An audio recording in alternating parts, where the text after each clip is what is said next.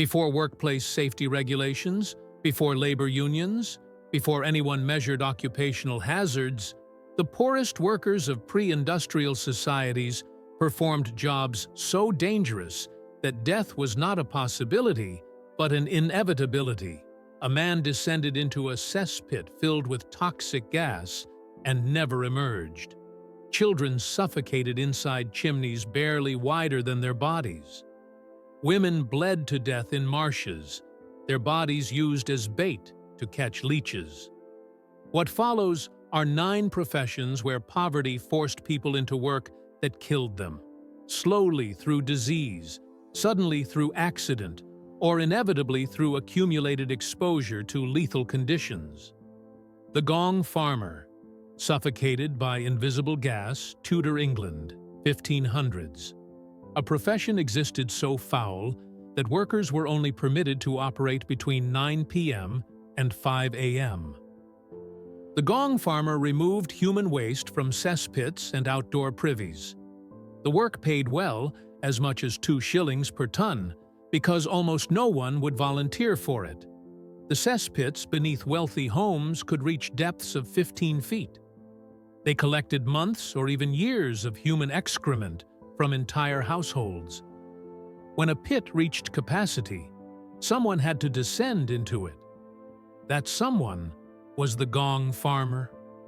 He climbed down a ladder into complete darkness, carrying only a lantern and a wooden bucket. The waste came up to his chest, sometimes higher. The smell was overwhelming. But smell was not the real danger. As organic matter decomposed in the sealed pits, it produced methane and hydrogen sulfide gas. Both gases are heavier than air. They sink to the bottom of enclosed spaces and displace oxygen. A man breathing normally would not realize anything was wrong until it was too late. On a night in 1543, a gong farmer named Richard descended into a cesspit in London. He had worked this trade for 6 years. He knew the risks. He took his first breath at the bottom of the ladder and felt nothing unusual. Within 30 seconds, his vision blurred. The gases were already affecting his brain. He tried to climb back up, but his muscles would not respond. Confusion set in. He could not remember why he was standing in waste. His legs gave out. He collapsed face first into the sewage. His lungs still tried to pull in air, but there was no oxygen left to breathe. Just methane, hydrogen sulfide, and the thick stench of decay. His body convulsed as his brain starved. 2 other workers heard the splash and rushed to help. But both were driven back by the fumes before they could reach him. Richard drowned in human waste, suffocated by invisible gas 15 feet below the streets of London. If you value historical examination that reveals the brutal realities of pre-industrial labor, please consider liking this video. The Climbing Boys, trapped in stone coffins. Victorian London, 1800s. Children as young as 4 years old were sold or apprenticed to master chimney sweeps.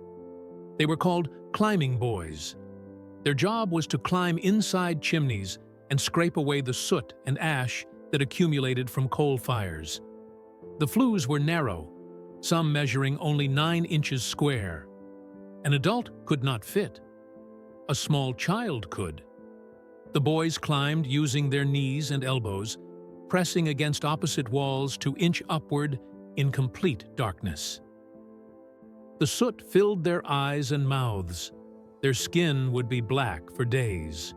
Many developed lung disease before they turned 10, but the worst danger was getting stuck. On a winter morning in 1861, a 7-year-old boy named Thomas was sent up a chimney in a townhouse in Westminster. The homeowner had complained about poor draw on the fireplace. Thomas had climbed this particular chimney twice before. He knew the route. 30 feet up, the flue made a sharp turn to the left. Thomas squeezed into the bend and pushed upward with his legs. His knee locked against a brick that jutted inward. He could not move it. He tried to pull back down, but his other leg was wedged at an angle. He was trapped in a stone coffin barely wider than his body. He called out for help. His voice echoed down the flue. The master sweep heard him and shouted instructions from below. Thomas could not move. The master made a decision that was common practice at the time. He lit a small fire in the fireplace, believing the smoke and heat would force the boy to climb faster. The smoke rose through the flue. Thomas began to cough. The heat intensified. He screamed. Neighbors in the street heard him through the chimney top. The position of his body compressed his chest. Each breath became harder. Soot filled his airways. The smoke thickened. His screams grew weaker, then stopped. It took 45 minutes for Thomas to suffocate. Workers had to break through the wall to remove his body. The Match Girls. Jaws that glowed in the dark, 1880s. London match factories. Young women and girls worked 12 to 14-hour shifts in the match factories of London. The largest was Bryant and May, where hundreds of workers dipped wooden sticks into a paste containing white phosphorus. This chemical made the match heads ignite with a single strike. It also poisoned everyone who handled it. The phosphorus came as a fine powder that hung in the air of the factory floor. The women breathed it in with every breath. It coated their hands and faces. When they ate their meals without washing, they swallowed it. The factory owners knew the substance was dangerous, but did nothing to protect the workers. Complaints were met with threats of dismissal. The first symptom was usually a toothache. Then the gums would swell and turn dark. By the time a worker realized something was seriously wrong, the phosphorus had already begun destroying the bone itself. The medical term was phosphorus necrosis. The workers called it phossy jaw. A 16-year-old girl named Sarah worked at Bryant and May for 2 years. In 1887, she developed pain in her lower jaw.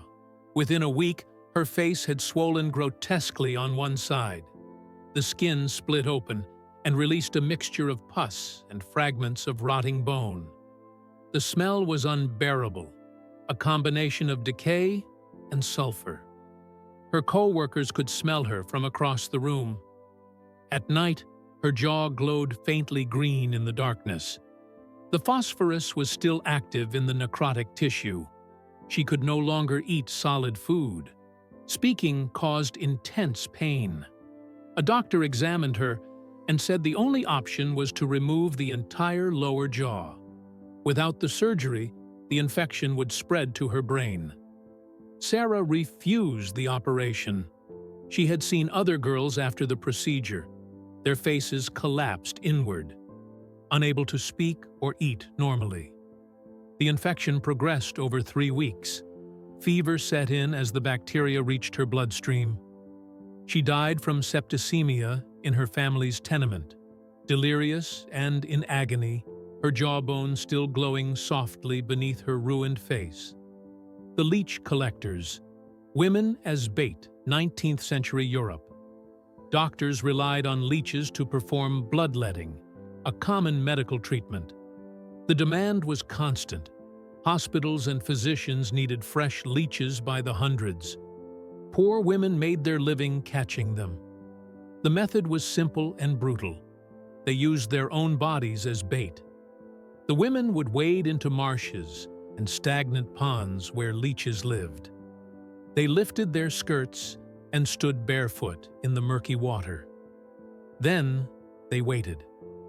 The leeches, drawn by warmth and movement, attached themselves to the women's legs and began to feed. After 20 to 30 minutes, the collectors would pluck the engorged leeches off and place them in baskets. Then they would wade back in and repeat the process. Each leech consumed between 5 and 15 milliliters of blood. But the real problem was not the feeding itself. Leech saliva contains an anticoagulant that prevents blood from clotting. After a leech detached, the wound would continue bleeding for hours. A woman might collect 30 leeches in a single session. The blood loss added up quickly. These professions reveal how poverty forced people into work that we would consider unthinkable today. What do you think drove societies to accept such dangerous conditions for the poorest workers? Share your thoughts in the comments. A woman named Margaret worked as a leech collector in Scotland in 1842. She had been doing the work for 3 years. Every week she lost hundreds of milliliters of blood. Her skin was pale. She tired easily. The constant blood loss had made her chronically anemic, but she had no other way to earn money. One afternoon in July, Margaret waded into a pond she had worked many times before. She stood in water up to her knees. Within minutes, more than 40 leeches had attached to her legs. She did not notice how many there were until she tried to collect them. By then, she was already feeling dizzy. She bent down to pull them off and lost her balance. She fell forward into the water. Too weak to stand back up, she tried to crawl toward the bank. Her arms would not support her weight. The leeches continued feeding as she lay face down in the shallow pond. Margaret drowned in less than 2 feet of water, unable to lift her head. The mudlarks, scavenging London's toxic river. 18th century London. The River Thames was an open sewer. Factories dumped chemical waste directly into the water. Households sent their sewage through pipes that emptied into the river. Animal carcasses floated past daily. Human bodies appeared regularly, victims of crime or despair. At low tide, the river revealed banks of thick black mud contaminated with everything the city discarded. The poorest residents, many of them children, waded into this mud to search for anything they could sell. They were called mudlarks. They scavenged for pieces of coal, rope, nails, bits of metal, and animal bone. A good day's work might earn them 3 or 4 pennies. It was barely enough to survive, but they had no alternative. The mud itself was dangerous. It could reach waist-deep in places. Sharp objects hid beneath the surface. Broken glass, rusted metal, and fragments of pottery cut through bare feet and legs. Every cut was an entry point for disease. Cholera, typhoid, and tetanus thrived in the contaminated water. A 10-year-old boy named William worked the Thames mud flats near London Bridge in 1794. One morning in March, he spotted a large piece of coal partially buried in the mud about 20 feet from shore. Coal was valuable. He waded toward it. The mud grew deeper with each step. When he reached the coal, the mud was up to his thighs. He bent down to pull the coal free. His right foot caught on something beneath the surface, likely a piece of submerged debris or metal. He tried to pull his leg up, but it would not move. He lost his balance and fell forward. His hands sank into the mud. His face went under. William struggled to push himself upright, but every movement only drove him deeper. The mud filled his nose and mouth. It was thick, almost solid, mixed with raw sewage and industrial runoff. He could not breathe. He could not scream. The tide was beginning to turn. Water slowly covered the spot where he had fallen. His body was found 3 days later, still partially buried in the mud. The Fullers. Drowning in ammonia fumes. Ancient Rome. Fullers operated throughout the city, cleaning the togas and tunics that every Roman citizen wore. The cleaning process required large quantities of stale urine. Urine contains ammonia, which breaks down oils and dirt in fabric. The Romans collected it from public urinals placed on street corners. Emperor Vespasian even placed a tax on urine collection because it was so valuable to the fulling industry. The process was straightforward. Workers poured aged urine into large stone vats, then added the dirty clothing. The urine had to sit for days before use, allowing the ammonia concentration to increase. When it was ready, fullers would strip down and climb into the vats. They stomped on the fabric for hours, using their feet to work the ammonia through the cloth. The fumes were overwhelming. Ammonia burns the eyes, throat, and lungs, even in small amounts. The fullers spent entire days breathing concentrated ammonia vapor in enclosed spaces. Their skin stayed in constant contact with the chemical solution. Burns and rashes covered their legs and feet. Many developed chronic respiratory problems. Some lost their vision over time as the fumes damaged their eyes. A fuller named Marcus worked at a fullery in Rome for 8 years. In the summer of 73 CE, he was stomping tunics in a particularly deep vat. The heat made the ammonia vapors even stronger. The air in the fullery was thick with chemical fog. Marcus lost his footing on the slippery fabric beneath his feet. He fell backward into the vat. His head went under the surface. He inhaled pure ammonia solution. The chemical seared his airways instantly.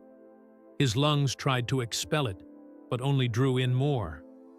The concentrated ammonia burned through the delicate tissue of his throat and lungs. 2 other workers pulled him from the vat within seconds, but the damage was already done.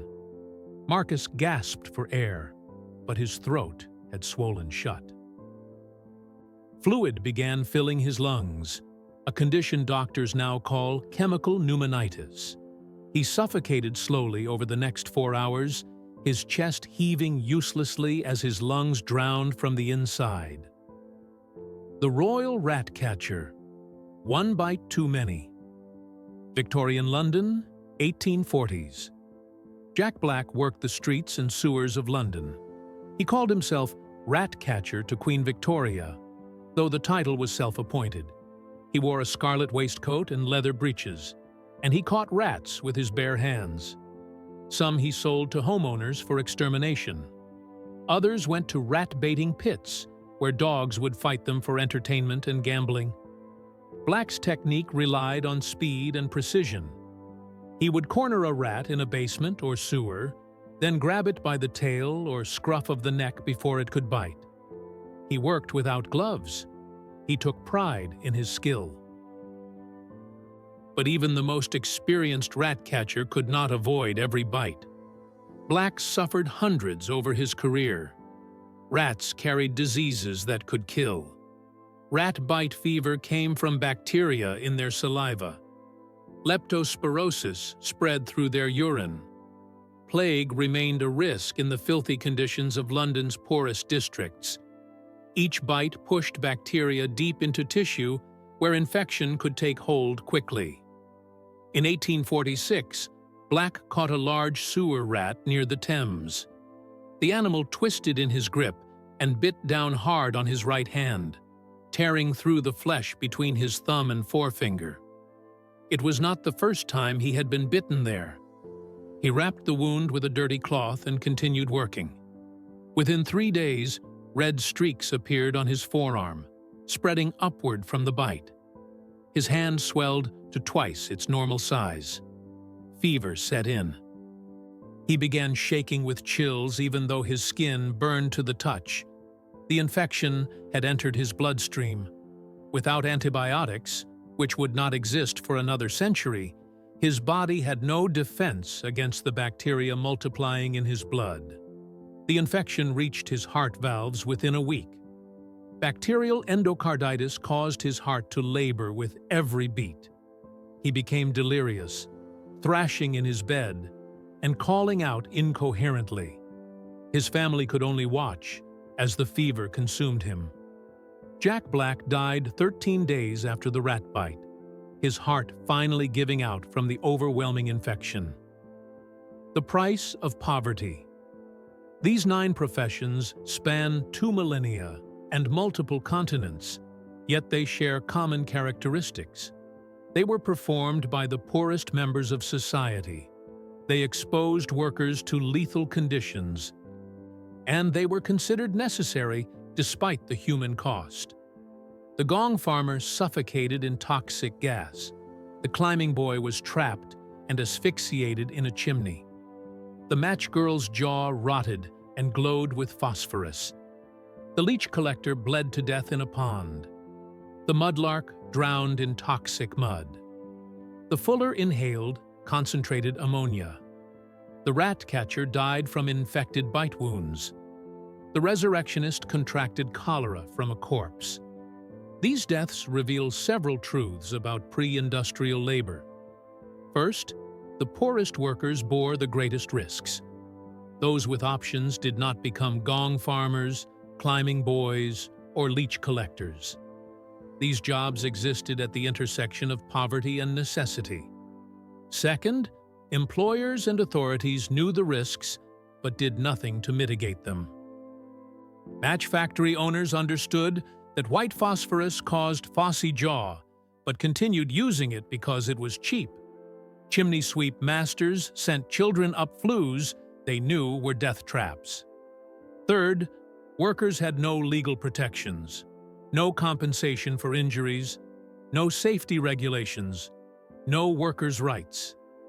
When a gong farmer died in a cesspit, another desperate man would take his place. Fourth, these jobs existed because they served the needs of wealthier classes. Gentlemen needed clean cesspits. Households required swept chimneys. Women wanted matches. Doctors demanded leeches. Medical students needed cadavers. The deaths were not accidental but structural, built into economic systems that valued profit and convenience over human life. Fifth, many of these jobs involved exposure to invisible hazards, toxic gases, disease pathogens, chemical fumes, accumulated blood loss. Workers could not see what was killing them until symptoms appeared, often too late for intervention. Modern occupational safety regulations emerged partly in response to these historical horrors. Child labor laws banned climbing boys. Chemical safety regulations prohibited white phosphorus in match manufacturing. Workplace safety standards required protective equipment and exposure limits. But these changes came slowly, decades or centuries after the deaths began. The Match Girls' Strike of 1888 brought international attention to phossy jaw, but the practice continued for years. Climbing boys were officially banned in Britain in 1875, yet masters continued using them illegally well into the 1880s. The workers who died in these professions left few records. We know some by name: Richard the Gong Farmer, Thomas the Climbing Boy, Sarah the Match Girl, Margaret the Leech Collector, William the Mudlark, Marcus the Fuller, Jack Black the Rat Catcher, Thomas the Resurrectionist. Most remain anonymous. Thousands of workers who suffocated, drowned, were poisoned, or died from infections contracted during work that society deemed necessary but not worth making safe. Their deaths were not heroic or meaningful. They were simply the price that pre-industrial societies extracted from the poorest members for performing the jobs no one else would do. If this examination of history's deadliest occupations revealed how poverty forced people into lethal labor, please like this video, share your reflections in the comments, and subscribe for more historical documentaries that confront the harsh realities of the past. Thank you for watching.